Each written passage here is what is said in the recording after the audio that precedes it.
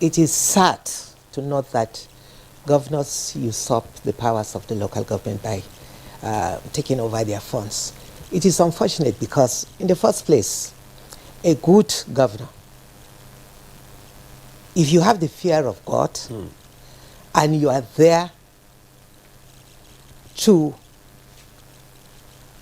govern, to serve your people, because the people voted you in to serve them, and service must entail the fear of God and doing that which is right.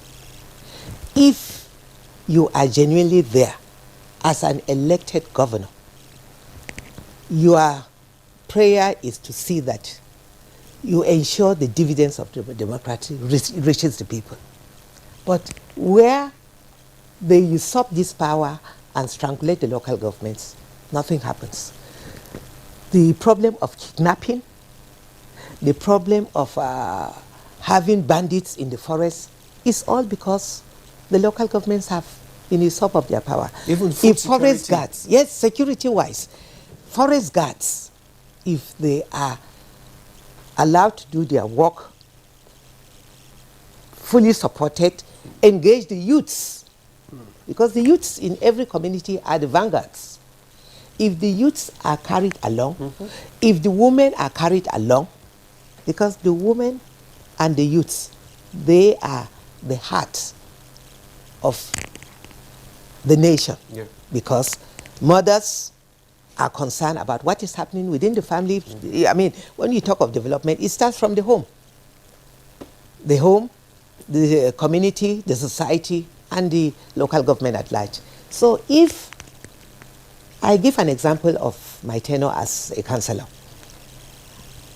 before I was even nominated as a councillor, I was the first woman that mobilized women within the local government to form the National Council of Women Society, by creating awareness in women that they must serve, they must be part of what is happening within their community. You must be concerned about what is happening within your neighborhood, the hospital, that time the post office was working, where these are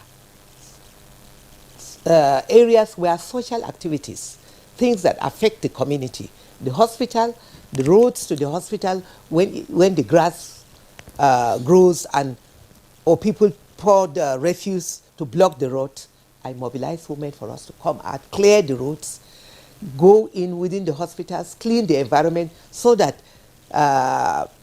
people that come to stay with their relations in the hospital will have a safe place to stay with it. Things that when those communities or those institutions cannot do, the community do it. So we create awareness in women and youths, and we also involve the traditional rulers, because before you get the women to leave the marketplace to come and do this community service, you must engage the community leaders. That's the traditional rulers, the ward heads, to allow the town crier to announce that on so day there is going to be a community development assignment for people to go out.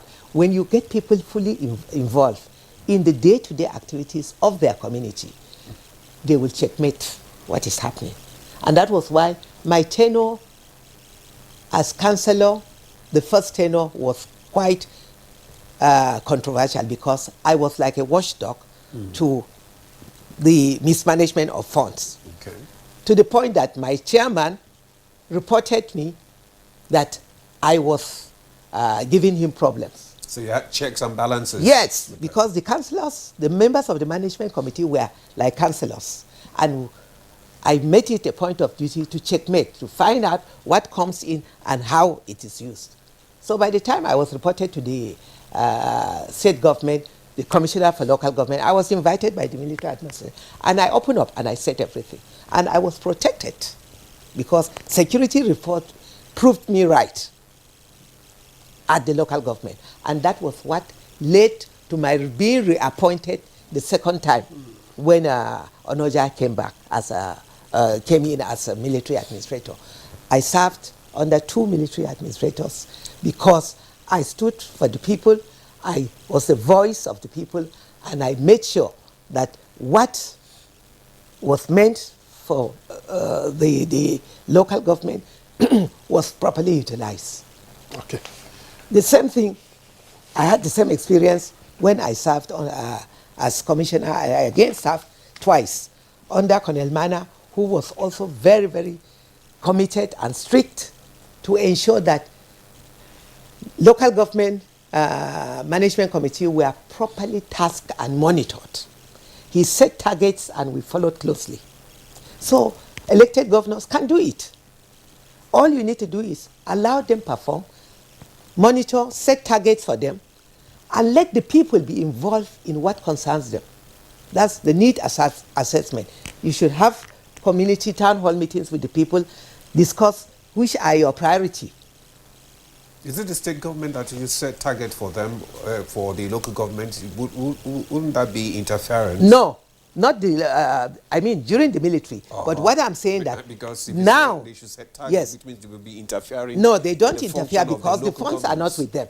But the community will set targets. Yes. The councillors at the local government should also be the voice of the people because they should be able to, from time to time, have community engagement with the people, and within this community, these are our priorities. Either we want boreholes or our schools renovated, our schools equipped, healthcare services. On what basis they will also be assessed? Assessed. But let me stay with you. I understand that you have just a few minutes to spend with us. Yes. So let me stick with you. What are the likely political implications of having a functional local government system? It serves us well that you have served at that level, you have served at the state level, you have also held office at the federal level.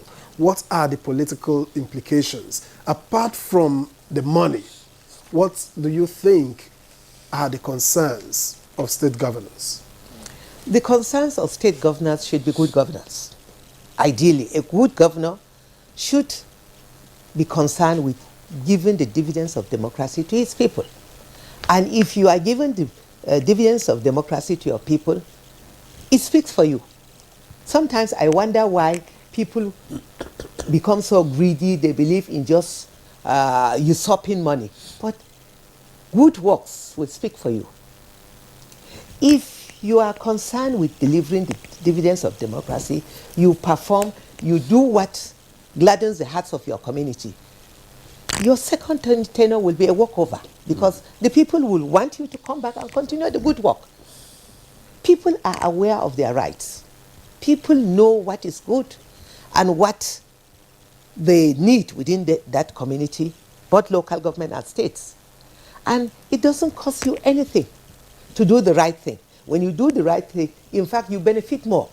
You become more popular, the people will pray for you, and the words of